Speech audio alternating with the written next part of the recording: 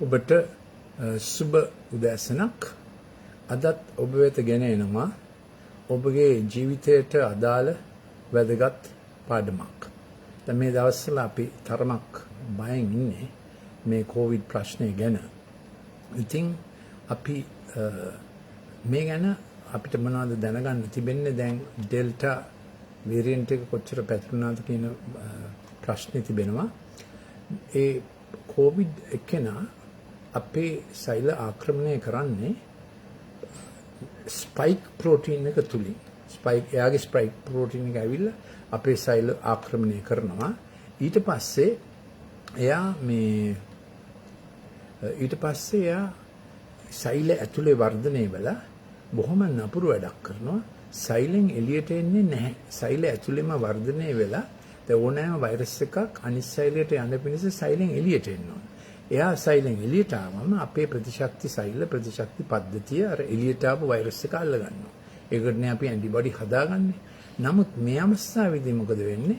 එළියට ආපු වෛරස් එයා එළියට එන්නේ නැතුව සෛල දෙකක් අතර සෙන්සිටිවල් ප්‍රොසෙස් එකක් සම්බන්ධකමක් එයා ඇති කරගෙන ඊළඟ සෛලයට පැතිරෙනවා. මේකයි මේකේ භයානකකම. ඉතින් යම් මොලිකියුල්ස් තිබෙනවා ඒ මුලින්ම පැතිරෙන එක වළක්ව ගන්න පෙනහල්ල ආසාදනය වෙන්නේ නැතිව. දැන් පුදුම ගවේෂණ ටිකක් කරලා තිබෙනවා පිටරට. උදාහරණයක් වශයෙන් නෙදර්ලන්ඩ්ස් වල ගවේෂණයක් කරලා තිනවා සිලෝන් සිනමන් ඇල්ඩිහයිඩ් එක. ඒ කියන්නේ අපේ කුරුඳු එක්ක. ඒ සිනමන් සිලෝන් ඒගොල්ලෝ කියන්නේ සිලෝන් සිනමන් ඇල්ඩිහයිඩ් ඒක ගත්තම මේ පෙනහල්ලේ ආසාදනය ඇති වුණ කෙනෙකුට අර ඩෙක්සමෙථසෝන් දෙන ඩෝස් එක පවා අඩු කරගන්න පුළුවන් කියලා. ඉතින් තව රිසර්ච් එකක් තිබුණා අපේ ඉඟුරු සහ කළු ගම්බිරිස් දාලා මතකද අපි තැම්බුම් හොද කියලා එකක් හදනවා. ඒ මයික්‍රෝ RNA කියලා જાතියක් තිබෙනවා. එතකොට මේ ශාක වල තිබෙන ඒ මයික්‍රෝ RNA අපේ සෛල වලට ඇතුල් වෙලා අරයා අපේ සෛල ඇතුලේ කරන ක්‍රියාවලිය দমনය කරනවා. ඔය උදාහරණ දෙකක්. ඉතින් සම්මත මේ මොලිකියුල්ස් තිබෙනවා early මුලදී ගෙදරදී කරන්න පුළුවන් මේවා. ඉතින් මම ඩොක්ටර් ලලිත් මෙන්ඩිස් මගේ අන්තිම නිලමේ පෝස්ට් එක head of department of pharmacology in a state medical faculty. ඒකයි මම මේ ගොඩක් කරන්නේ මේ ෆාමකොලොජි ගැන.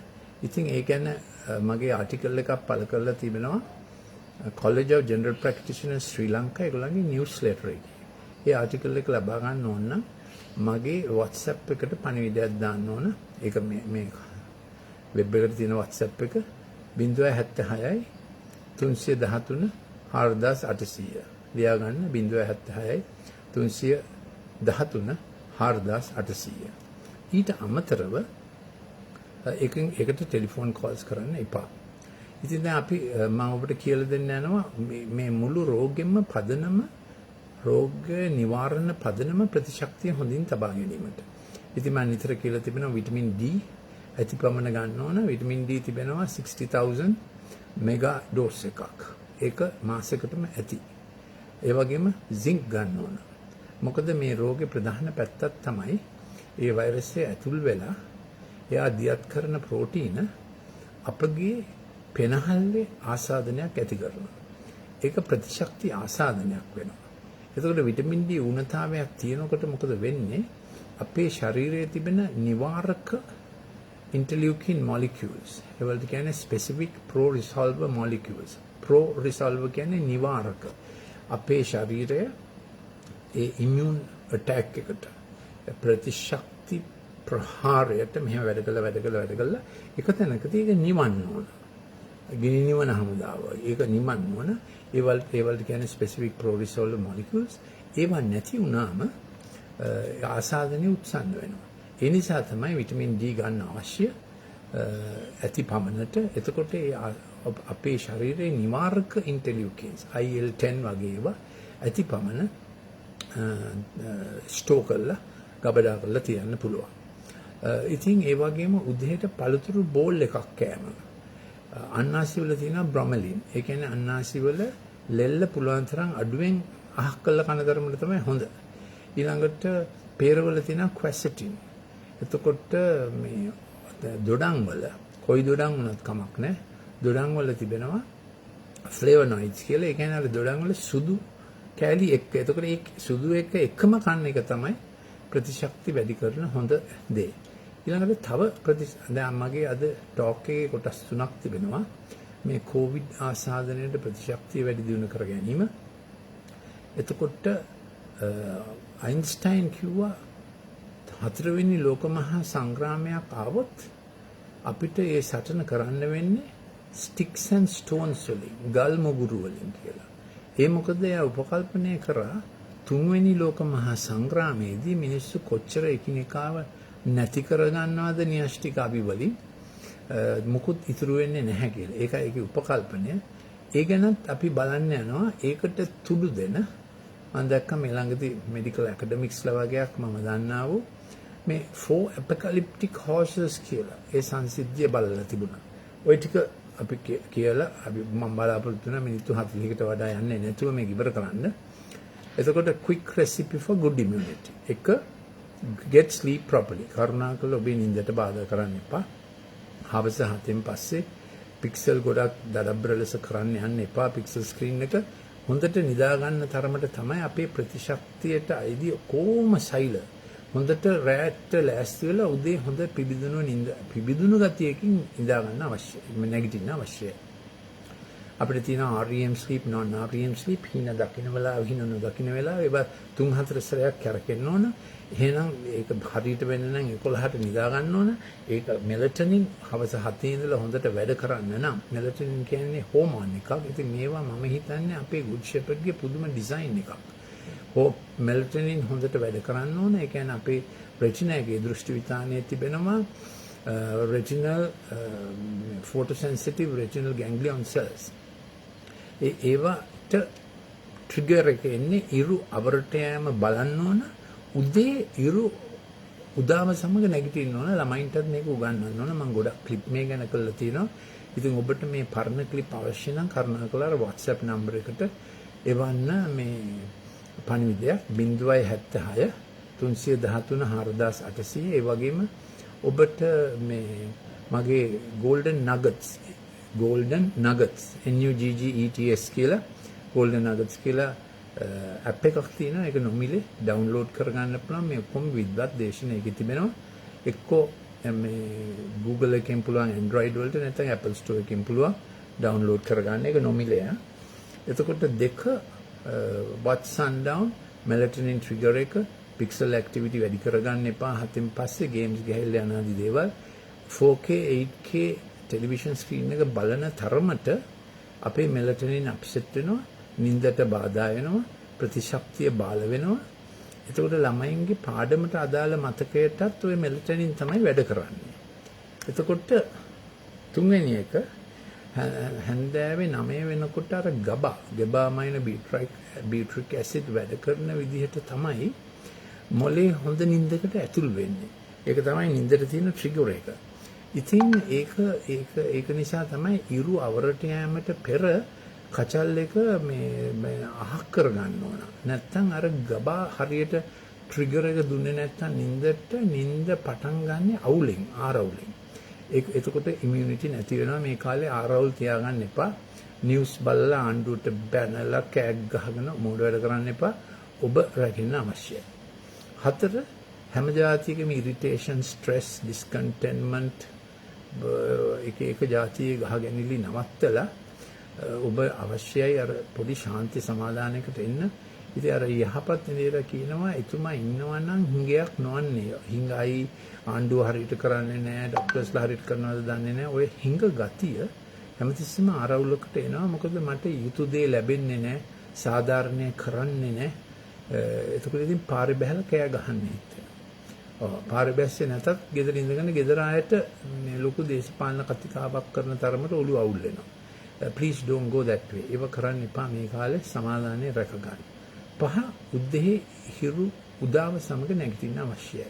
retinal photosensitive ganglion cells RPGC වැඩ කරාම අපේ තියෙන biochronological clocks ජෛව රිද්මය ධනවන clocks තියෙනවා අපේ chromosome වල ඒවා හරියට පටන් ගන්න ඕන. ඒවා හරියට පටන් ගත්තාම උදේ ගානට ඉන්සුලින් ගානට growth hormone පස්සේ තමයි cortisol. දැන් උදේ 8ට දඩිබිඩි ගාලා නැගිට්ටම පොඩි ළමයා හරි තාත්තා හරි අර ඉරු උදාවට පස්සේ නැගිටීමදී අර ඔක්කොම අනවශ්‍ය ලෙස වේගවත් වෙනවා. එතකොට ඩයබටිස් උත් වැඩි වෙනවා. උදේ නැගිට ගමන් හිස් බඩ කෝපි බොන්නත් එපා. ඒ ටික ඒ වලින් ඔය හොඳ නැති දේවල් ක්‍රියාමාර්ග යනවා. එතකොට මම කිව්වේ උදේ හරි වෙලාවට නැගිටින්න. ඒක තමයි 6ට කිව්වේ. 7 උදේම මම කියලා දුන්නා අර පළතුරු බෝල් එක කන්න ඕන. අන්නාසි පේර පැපල් හොඳයි. එතකොට ෆ්ලේවොනොයිඩ්ස් තියෙන ඔරෙන්ජ් දොඩම් සම්පූර්ණයෙන්ම අට මේ සුගර් තියෙන කිසිම දෙයක් ගන්න එපා. සුගර් කියන්නේ අන්තිම සෞතු පුරුද්දක්, මෝඩ පුරුද්දක්. කෝලා ඩ්‍රින්ක්ස් බොන්න එපා. 9 කොත්තමල්ලි උදේ හවස බොන්න පුළුවන්. මම ඊට ඉස්සෙල්ලා කියවනේ අර තැඹුම් හොද්දක් ගැන දැන් අපේ ඒ කියන්නේ අපේ ගම්බිරිස් ඉඟුරු කළුදුරු ඒක නයිජල් සටයිවන් එකව කරලා මේ සිඩ්නි ටෙක්නිකල් යුනිවර්සිටි එකේ මෙඩිකල් ෆැකල්ටි එකේ තමයි මේක කරලා තියෙන්නේ. මේ රිසර්ච් එකක් කරලා තියෙනවා. එතකොට සතියකට 3 සැරයක් විතර මිනිත්තු 40ක් වේගවත් ඇවිදින්න අවශ්‍යයි. දුහන්න නෙමෙයි. ඉතින් පොඩි ඉඩම් කැලලක් තිබුණත් වේගවත් ඇවිදින්න පුළුවන්. තමාගේ ශාලාවේ තිති වේගවත් ඇවිදින්න පුළුවන්. හැබැයි ඉරු අවරට යන කල පුතාලා එක්ක සෙල්ලම් කර එහෙම කරන්න දෙයක් තියෙනවා. ඉතින් හරිම ෂෝක්. ඊළඟට මොකද මේ කාලේ තාත්තා සම්පූර්ණයෙන්ම ගෙදර වගකීම බාර ගන්න අවශ්‍යයි.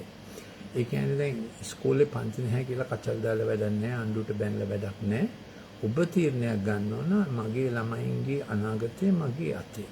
අපිට පුතේ මගක් ඇතේ කියලා තාත්තයි අම්මයි කහුවලා විශේෂයෙන්ම තාත්තා මේකට මැදහත් වෙන්න ඕන. මොකද මේක බලාපොරොත්තු නොවුණු තත්ත්වයක් නිසා. අම්මා daily make safe.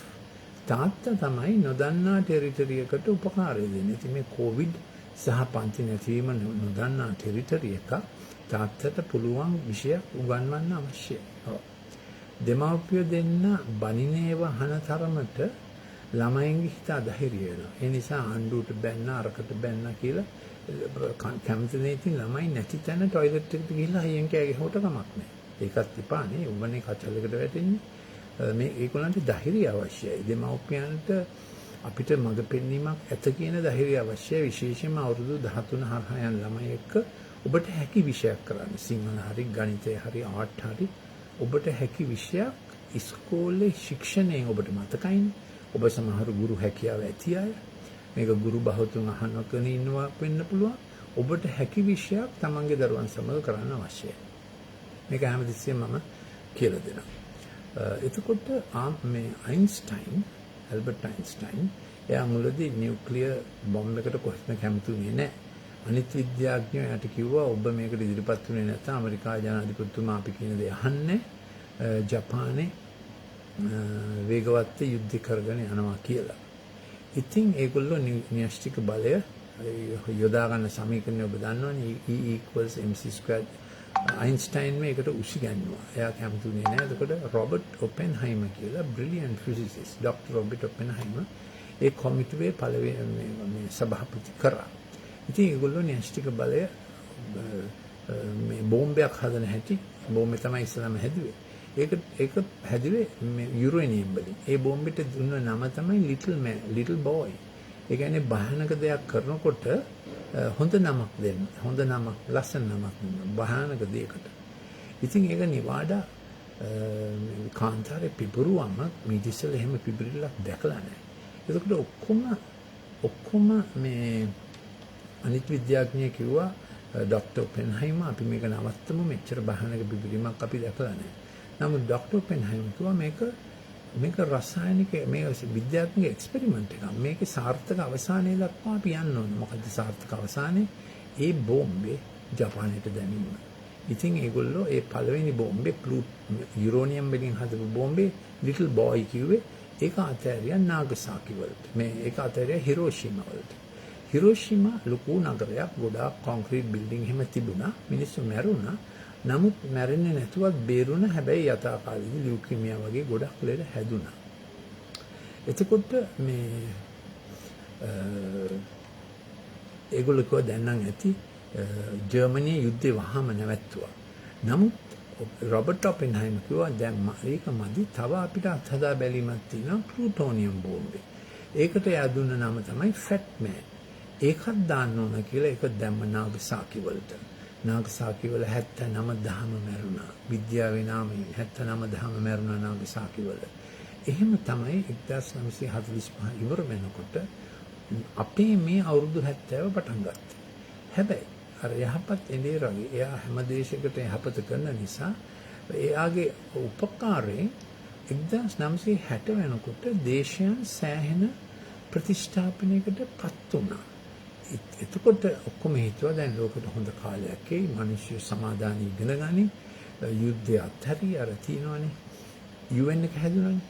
UN එකේ උද්දෘත පාඨයේ තිබෙන්නේ නුඹලාගේ හෙල්ලයන් හීවැල් කරගන්නවා ඇත. හීවැල් මේ නුඹලාගේ කඩු නගුල්පත් කරගන්නවා ඇත. Swords shall be turned into plowshares and spears shall be turned into pruning hooks. ඒක ඔය යසායා කියලා හදේ කියපු මේ එයා දිවසිවරේ. එයා කිව්වා එහෙම කාලයක් එනවා.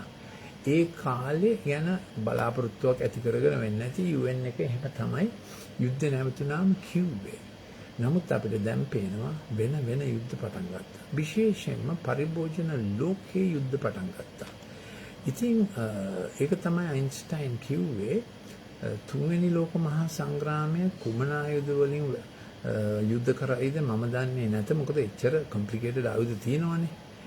නමුත් හතරවෙනි ලෝක මහා සංග්‍රාමයට කාලය ආවම ඉතුරු වෙන්නේ ගල් මුගුරු පමණක්. ඉතින් 1960 ඉඳලා මොකද වුනේ? ශීඝ්‍රයෙන් පරිභෝජන ආර්ථිකයකට ලෝකෙ යොමු වුණා. තරංගකාරී ආර්ථිකයකට. දැන් ඒ වෙනකම්ම මේක ඊටාම තීව්‍ර සටනක් පටන් ගත්ත 1970 වෙනකොට. ඒ වෙනකම් වැඩි හරියක් මිනිස්සු මේ මනුෂ්‍ය යෙදුනේ GDP එක ආර්ථිකයේ යෙදුනේ ආහාර ඉඳුම් හිටුම් සෞඛ්‍ය ඒ තුනට තමයි යෙදුනේ. නමුත් 1930 ඉඳලා පටන් ගත්ත ආර්ථික සංග්‍රාමය. එතකොට ජෝන් මේනාඩ් කේන්ස් කිව්වා increase the demand and the supply will come and there will be unending growth. එතකොට කිව්වා මේ එන්න මේ සංග්‍රාමය වැඩි වෙනවා. මේ එන්න ඉල්ලුම වැඩි කරොත් සැපයුම දෙන්නම වෙන නිසා increase the demand supply will continue. කෙලවරක් නැතුව ලෝකයේ ආර්ථිකව දියුණු වෙයි කියලා ඒගොල්ලෝ අවුරුදු 40න් අවුරුදු 400කට තිබුණු දේවල් කොම කාබාසිනියා කරලා නැත්තම් consumerist extravagance මහා පරිභෝජකාමී ලෝකයක් නිපදවුවා. ඉතින් අපේ දැනට ලොකුම ඉන්ඩස්ට්‍රි එක ෆාමා ඉන්ඩස්ට්‍රි එක ඔක්කොම ලෝකේ ජාතීන්ට දැන් සිද්ධ වෙලා තියෙනවා මහා පැන්ඩමික් එකකට ළමයින්ට ආහාර දෙන්න තියෙන සල්ලි, කිරි දෙන්න තියෙන සල්ලි ඔක්කොම වැය කරන්න මේ මහා වසංගතයක්. දැන් හැමෝම දන්නවා මේ වෛරස් එක ලැබ් එකක හැදුවේ. හැබැයි ඒක හැදුවේ CDC එකේ ඇමරිකාවේ CDC එකේ ප්ලෑන් එකක් අනුව gain on function කෘත්‍යාධික වෛරස් ගවේෂණ. ඒ කියන්නේ සාමාන්‍ය වෛරස් එක විෂභාවය පැතොජෙනිසිටි ව්‍යාධි ජනනය වැඩි කරලා එහෙමයි මේක හැදුවේ. ඉතින් කොහොම හරි දැන් අපිට පේනවා ලොකු දුකකට අපි මුහුණ දීලා තිබෙනවා. ඉතින් මේ වගේ තත්වයකට ලෝකය ආවේ කෙසේද? මෙහෙමයි මේ කාරණා ටික අපිට පේන්න තියෙන්නේ. එක අයින්ස්ටයින් කිව්ව මේ ලෝක මහා හතරවෙනි ලෝක මහා සංග්‍රාමය. එතකොට මේ අශ්වය හතර දෙනා ගැන කතන්දරේ මෙහෙමයි. පළවෙනි අශ්වයා සුදු අශ්වයා කියලා කියන්නේ white horse. එයාගේ පිට රයිඩර් කෙනෙක් ඉන්නවා. අර දකින්න ඇති අපේ ස්වීඩන්නේ මැටිල්ඩා ලංකාව වෙනුවෙන් තරඟ කර මැටිල්ඩාගේ අස්සය දුවගෙන ඇවිල්ලා නැවතුණා. ඒගොල්ලෝ කියනවා අර ජපාන් සූමෝ රෙස්ලර් කෙනෙකුගේ ප්‍රතිමාවක් ඇතර තිබුණා. ඒක දැකලා පස්සට ගියා කියලා ඒසරේ දෙපාරක් පස්සට ගියා. එතකොට එලිමිනේට් වුණා. ඉතින් මේ සුදු අශ්වයාගේ කතන්දරේ ඒකේ රයිඩර් අතේ තියෙන දුන්නා. දුන්නෙන් විදින්නේ මොනවද පේන්නේ නැහැ. නමුත් අදෘශ්‍යමාන ඊතල වගේක් විදිනවා. මිනිස්යන්ගේ මතවාද වෙනස් කරන්න. මතය වෙනස් කරන්න. ඉතින් අපිට පේනවා දැන් මේ ලොකු විද්‍යාත්මක පෙරලියක් කරලා මුළු ලෝකෙම ජනතාව සහ දේශයන් ස්වෛරී රජයන් කර කියා ගන්න බැරි තත්වයකට පත් වෙලා තිබෙනවා මේ අලුත් විද්‍යාත්මක පැරඩයිම් එක නිසා. ඒ කියන්නේ ටික දෙනෙක් අවුරුදු 45 විද්‍යාඥයෝ තමයි දැන් ලෝකෙ දුහන්නේ. අවුරුදු 65 විද්‍යාඥයෝ no power. ඒගොල්ලන්ට power නැහැ. Lancet කියලා ජර්නල් එකක් තියෙනවා. ඒක එහෙන් පිටින්ම දුහන්නේ. ඒ කියන්නේ අපි medical faculty එකේ ඉන්න කාලේ ඒක තමයි අපි ඉස්සෙල්ලාම ගිහලා බලන්නේ. මම A level විභාගයෙන් ලංකාවේ ප්‍රථමයා වුණා. 1970. මගේ ඉස්කෝලේ ගල්කිස්ස සාන්ත තෝමස් විද්‍යාලය. මගේ විෂයන් රසායන විද්‍යාව, භෞතික විද්‍යාව, සත්ත්ව විද්‍යාව, උද්භිද විද්‍යාව. ඊළඟට මම කොළඹ මෙඩිකල් ෆැකල්ටි එකට ඇතුල් වෙලා ඒකේ හැම විභාගයකම බැච් ටොප් වුණා. ඉතින් අපි වෛද්‍ය විද්‍යාව ඉගෙන ගත්ත විදිහට නෙමෙයි දැන් මේක ගමන් කරන්නේ. අවුරුදු 65 ප්‍රොෆෙසර්ස්ලා ටිකක් නිකන් මේ ඒගොල්ලන්ව රිටයර් කළා වගේ. අවුරුදු 45 අය තමයි ලෝකෙ දුහන්නේ. සුකර්බර්ග් ජෙනරේෂන් එක. ආර්ථිකෙත් එහෙමයි, ගොඩක් රටවල දේශපාලනෙත් එහෙමයි, විද්‍යාව එහෙමයි. මේ විදිහට තමයි යන්නේ.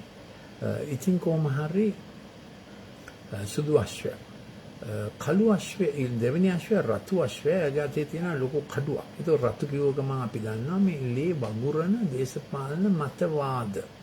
1917 කොමියුනිසම් ආවා, මාක්ස්වාදය ආවා.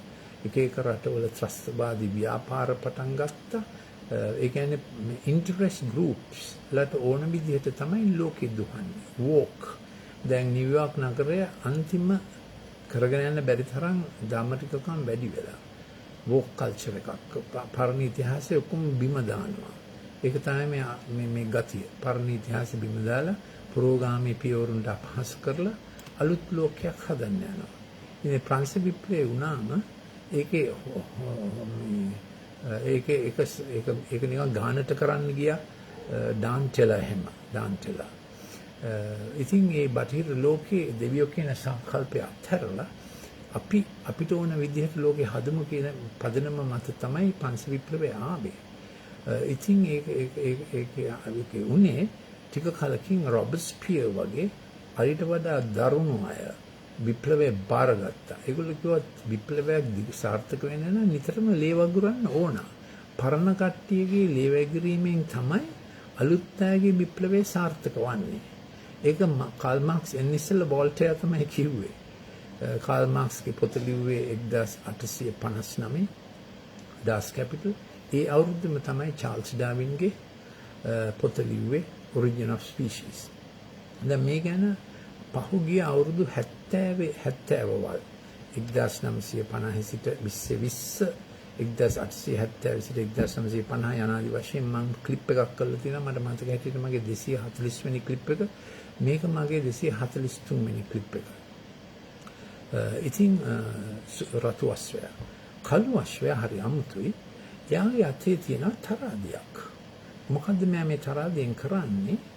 ලෝකේ ආර්ථික ක්‍රමවේද හදනවා. ඔක්කොම රටවල ධනය ග්ලෝබල් ඔලිගාර්ක්ස්ලා ටික දෙනෙක් අතට යන විදිහට. ඉතින් මේ පහුගිය අවුරුද්ද තුල ලෝකේ ලොකුම බිලියනර්ස්ලා 3 දෙනා ඔය මේ ස්පේස් එකට යන්න හදන එහෙම 3 වණයක් පොසත් වෙලා තියෙන අවුරුද්දක් තුල. අලුතෙන් බිලියනර්ස්ලා 12ක් ඇති වෙලා තියෙන තනිකර පැන්ඩෙමික් එකේ. ඉතින් අපි දන්නවා බිලියනර්ස්ලා කියන්නේ අවුරුදු ගණනාවක් මුළු ජීවිත කාලෙම උපයලා පොසත් වෙනානේ. නමුත් මේ අවුරුද්දේ ඉතින් අපිට තේරෙනවා මේ රටවල් වල ධනය ටික දෙනෙක්ගේ අතට ගිහිවිලා. එතනදී එතකොට අපිට මතක් වෙනවා යහපත් ඉන්දියා කිව්වා එතුමා ඉන්නවා නම් ඔබට කිසි හිඟයක් නොවන්නේ. යහපත් ඉන්දියා කිව්වා ඔබට මම නිල් ගොදුරු බිම් සපයනවා. ඒක සේෆ්. ඒකේ බවුන්ඩරි එකක් තිබෙනවා. ඔබගේ අවශ්‍යතාවය පිරුණාට පස්සේ අනිත් කෙනාගේ අවශ්‍යතාවය ඔහුට සුරක්ෂිතයි. එතකොට එයා කිව්වා මම ඊළඟ තැනට ඔබට එකගෙන යන්න. ඒක මිනිසාගේ හිතේ තියෙන දියුණු වීම අවශ්‍ය දෙයක්. ඊළඟට එයා කිව්වා මම ප්‍රතිෂ්ඨාපනයේ ස්ථානයක් සාධනවා වැරදුනොත් කොහොමද ජීවිතේ ඉන්හිහට ගොඩනගා ගන්න. ඒක ඊටාම අපිට අවශ්‍යයි. හැමදාම තාත්තා ප්‍රතිෂ්ඨාපනයේ ස්ථානයක් සෑදී යුතුයි දරුවට. ඒ කියන්නේ හවස 7 තමයි මේකට හොඳ කාලයක් ගන්න ඕන. ඊට පස්සේ කෑමට යනවා. ඒතකොට කෑම කන වෙලාව නඩු විභාගයක් කරගන්න බෑ. මම මේක හැමදාම කියනවා. කෑම කන වෙලාවේදී අහන්න බෑ 11 කීයද කියලා. ගොඩක් ළමයි දන්නේ නැහැ. සමහර තාත්තලාත් දන්නේ නැහැ ඒක 121යි කියලා. කෑම කන වෙලාව සම්පූර්ණයෙන්ම ළමයි දෙදෙනාගේ අවශ්‍යතාවය සඳහා තමයි යොමු කරන්නේ. ඊට පස්සේ කෑම කාලා ටික වෙලාවක් ගියාම පුතා කොහොමද අද මොකද උනේ බැරි උනේ මොනවද කියලා ඇතුළට බහින්න ඕන. ඒක තාත්තගේ වගකීම හැමදාම මේ කාලේ වගේ අමාරු කාලයක තාත්තා level playing field එක හැමදාම හදන්න ඕන. ඒ තාත්තා කියන නියමුවා විතරට අත්‍යවශ්‍ය කාලයක්. විශේෂයෙන්ම ළමයි අවුරුදු 13 හරහා යනකොට හරි අමාරු වයසක ඉන්නේ. මේ ගැනත් මම ගොඩක් ක්ලිප්ස් කරලා තිබෙනවා. ඒක ඔබට මේ වහන්න අවශ්‍ය නම් මට WhatsApp එකක් යන්න ඕන. මගේ WhatsApp නම්බරයට 076 313 076 ඒ ක්ලිප් එකට නමක් දාලා ඉයකි අවුරුදු 14 ළමයි අවුරුදු 24 ළමයි අවුරුදු 45 හරහා යන විට ඇතිවෙන ලිංගික අනාදි දේවල් ඒව ගැන විද්වත් ලෙස කරපු ක්ලිප්ස් ප්‍රවේශමෙන් ගෙදරට අවශ්‍ය විද්‍යාවක් තිබෙනවා. විශේෂයෙන්ම ළමයි විද්‍යාව සොයන කාලේ ළමයි පික්සල් ස්ක්‍රීන් එකට ගිහලා ඩිජිටල් ගහලා ඒගොල්ලෝ විද්වතුන් වෙලා. ඉතින් තාත්තයි අම්මයි විද්වතුන් නොවි ඉන්න බෑ. ඒ නිසා මම මේ පොත් ගොඩක් ලියලා තියෙනවා. මගේ පොත් ඔක්කොම සරසවි පොත් සාප්පුවල තිබෙනවා. ගිහලා ඇහුවොත් ඩොක්ටර් මෙන්ඩිස්ගේ පොත් කියලා ඒගොල්ලෝ දෙයි. අම්මයි තාත්තයි එකට ඉඳගෙන මේවා කියවන්න ඕන විශේෂයෙන්ම තාත්තා. එතකොට හවස රෑ කෑමෙන් පස්සේ ප්‍රතිෂ්ඨාපනයේ වෙලාව to right wrongs RIGHT right wrongs ඒ කියන්නේ වරද හරි ගස්සන්න. දැන් අපි දන්නවා හැමතිස්සෙම මනුෂ්‍ය ගතිය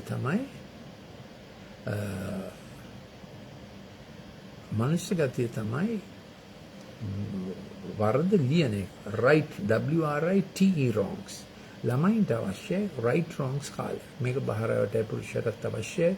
මේ කොවිඩ් කාලේ ගෙදර ෂට් ඩවුන් අරවමම නිසා වෙන හේතු නිසා ගොඩක් mental health වලට බාධා පැමිණිලා තිබෙනවා. ඒ ගැනත් මම ලෙක්චර් එකක් කරා. ඉතින් මේ වගේ කාලෙක අර කළු අශ්වයා එයාගේ උපකරණය තරාදියක් ඒ තරාදියෙන් එයා අසාධාරණ ට්‍රේඩ් පැක්ස් ඇති කරලා ජනතාව එතකොට බහුතරය දුප්පත් වෙනවා ටික දෙනෙක් ධනවත් වෙනවා. දැන් 1970 වෙනකොට 70%ක් ලෝක GDP බෙදලා ගියා 30ක් අතර. 1990 වෙනකොට 90ක් ලෝක ආදායම බෙදලා ගියා 10ක් අතර. දැන් මේ වෙනකොට ලෝක ආදායමෙන් 99.99ක් පාලනය කරන්නේ තීරණය කරන්නේ භුක්ති විඳින්නේ ලාභ ලබන්නේ 0.1ක් වැනි ප්‍රතිශතයක්. එච්චර ඇති නැති විශාල පරතරයක් විශාල ප්‍රශ්නයක්. රජයකට විසඳන්න අමාරු තරම් ප්‍රශ්නයක්. ඒකෙන් තමයි අපි මිරිකන්නේ. එතකොට යහපත් ඉන්දියාවේ පෞද්ගලික උපකාරය නම් අර ප්‍රතිෂ්ඨාපනයේ ස්ථානය එක ඔබට හිඟරවන්නේ නිල් ගොදුරු බිම ඔබට දෙනවා. 3 ඔබට ඉදිරියට විකාශනයකට මඟ පෙන්වනවා. 4 වැරදුණු තැනකට වැරදුණු දෙයකට එතුමා ඔබට අලුත් පටන් ගන්නත් වෙනවා. That's right. Restoration. අලුත් පටන් ගන්නත් වෙනවා. 5 ඇද නැති මාර්ගයක්. ඒ කියන්නේ තව ඔබගේ ඊළඟ પરම්පරාවට ලබා දෙන්න හොඳ මාර්ගයක්. මොකද මේ ඔක්කොම ලෝකේ සම්පත් තිබෙන්නේ ඔබ ඊළඟ પરම්පරාවට උපකාර කිරීම තව પરම්පරාවකට ලෝකේ හැදෙන පිණිස. Always 3 generations are moving together. 20, 40, 60. ඉතින් 40 are critical. ඒගොල්ලෝ zillennials ලා. XILLENNIAL. ඒගොල්ලෝ අර පුරෝගාමී අපි ජෙනරලිස්ට් වගේ අවුරුදු 65 අය දඩි බිඩි ගාලා දේවල් කරා ගොඩක් වර්ධනය වෙන ලෝකෙක. හරි දේවල් කරා වැරදි දේවල් කරා. ඒතර 45 අයට තමයි පාත් තුනේ මේ ලෝකේ කචල් එක. එතකොට සුභසිද්ධ දායකයෝ ඉන්නවා මිනිස්සු ඔවුන්ගේ හැකියාව යහපතට පාවිච්චි කරන තව කට්ටියක් ඉන්නවා ඒගොල්ලෝ එළුවෝ වගේ. එළුවෝ මොකද කියන්නේ? ඒගොල්ලෝ ඔළුව පාත් කරලා අනිත් අයට අනිනවා. එතකොට මෙතන පැහැදිලිව පේනවා ගෝට් කයින්ඩ් එකක් ඉන්නවා. ඔක්කොම දේවල් තමුන්ට තියෙනවා අනුන්ගේ දේවල් විනාශ කරනවා. ෂීප් කයින්ඩ් එකක් ඉන්නවා. අර ලද දේ බෙදාගෙන ජීවත් වෙන කට්ටියක්. ඕක තමයි මෙතන යන අරගලය. එන්න රටවල් වල ගෝට් කයින්ඩ් එක වැඩි වෙනවා. ඒකයි මේ ආර්ථිකය ටික ක්‍රමයෙන් ගෝලීය ප්ලූටාක්ස්ලා ගෝලීය බලවේදීන් කියමුද ගෝලීය පාලකයෝ ටික දෙනෙක් තමුන්ගේ අතට ඔක්කොම අරගෙන බ්‍රෑන්ඩ්ස් තුලින් එක එක විදිහට ඔක්කොම අරගෙන ස්වෛරී රටක් හෙල්ප්ලස් ස්වෛරී රටක් ජනතාවගේ සම්පත් රැකගන්නේ කොහොමද ජනතා විවෘද්ධි වැඩසටහනක් කරන්නේ කොහොමද හරිම අමාරුයි වැඩි. එහෙම තමයි රටවල් ණයටපත් වෙන්නේ. ඉතින් මම අවසාන ලිස්ට් එකක් මේ පොඩ්ඩක් බලමු. මිනිත්තු 5න් කරලා බලමු. අයින්ස්ටයින්ගේ 3 වෙනි ලෝක මහා සංග්‍රාමයයි 4 වෙනි ලෝක මහා සංග්‍රාමය අතර මොනවද වෙලා තියෙන්නේ කියලා. එක abortions එන්න වැඩි වෙලා මොකද වෙන්නේ? live births වලට වඩා abortion වැඩි වෙනවා. දැන් ලංකාවේ abortions 13ක්. ඒ කියන්නේ වෙන්නේ නැතුව නෙමෙයි. නමුත් ලංකාවේ abortions 13ක්. දෙක when marriage is threatened ඊළඟට පවුල නැමැති ආයතනයට ලොකු පීඩාවක් තිබෙනවා. LGBTQ යනාදී ආකල්ප නිසා විතරක් නෙමෙයි දීර්ඝකාලීනව ජීවිතකාලීනව පවුලක් කරගත යුතුයි කියන හැඟීමෙන් විවාහ වෙන අය එන්න අඩු වෙනවා. මේක හරිය ඛේද වාචකයක්. එතකොට අනාගතයක් නැති પરම්පරාවක් ඇති වෙලා අනාගතයක් නැති වුණාම මිනිස්සු ඡණ්ඩ වෙනවා ප්‍රචණ්ඩ වෙනවා. no future. ඉතින් ඒ නිසා බස්ට්. ඒ නිසා ඕන අද ඔක්කොම කරලා ඉවර කරමු විනාශ කරමු. එහෙම ඔළුවට තමුන්මත් විනාශ කරගන්න හොඳ නැති ලිංගික අත්දැක බැලීම් වලින්. 3 බොහෝ අය එකට ඔහේ ජීවත් වෙනවා විවාහ වීමේ ගිවිසුම නැතිව. එතකොට විවාහයන් 50% කැඩෙන්න ගත්තම ඩිවෝර්ස් වලින් ලෝකේ තුලනේ නැති වෙනවා. දැනටම මම කිව්වා 4 වෙනි එක ලෝක ආදායමෙන් 99.99 පාලනය කරන්නේ 0.1ක් වැනි සෙනඟක්. තව එකක් වෙලා තිබෙනවා ආදායමට අයිති කතන්දරයක්. ලෝකේ රජයන් තුලින් නෛතිකව පාලනය වන අයවැය වගේ දෙගුණයක් අයවැයක් යනවා පාතාලේ හරහා බ්ලැක් මනි දෙගුණයක් සම නෙමෙයි දෙගුණයක් 2006 විතර ඒක සම වෙලා තිබුණා නෛතික ආදායමයි අනීතික ආදායමයි දැන් අනීතික ආදායම දෙගුණයක් වෙලා ඒ කියන්නේ ඇත්තෙන්ම කියනවා නම් අනීතිකයෝ කට්ටියක් තමයි ග්ලෝබල් ෆිනෑන්ස් රන් කරන්නේ මේ ආණ්ඩු තුලින් නෙමෙයි. ඔව්. ඉතින් ඊළඟට පීඩොෆිලියා ගොඩාක් වැඩිලා තියෙනවා ළමයින් විකිණීම, හියුමන් ට්‍රැෆිකින් එහෙම ඇමරිකාවේ දවසකට ළමයි 300ක් විතර නැති වෙනවා. ඒකයි ඛේදජනක තත්ත්වය. මයිග්‍රන්ට්ස්ලා ළමයි ගොඩක් කොහෙද කියලා දන්නේ නැහැ.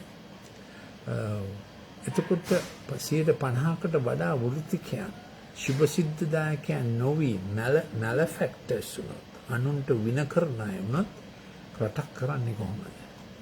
ඊළඟට මේ පැන්ඩමික් එක නිසා ගොඩාක් ඒකට අදාළව ආර්ථිකයන් නාස්ති වෙලා තිබෙනවා. ඉදිරියට කරගෙන යන්න බැරි වෙන නිසා. අට එන්න අපේ ආහාරවල මේ සෞඛ්‍ය තත්ත්වය නරක වෙගෙන යනවා. ජෙනටික් මොඩිෆිකේෂන්ස් එහෙමත් කරනවා.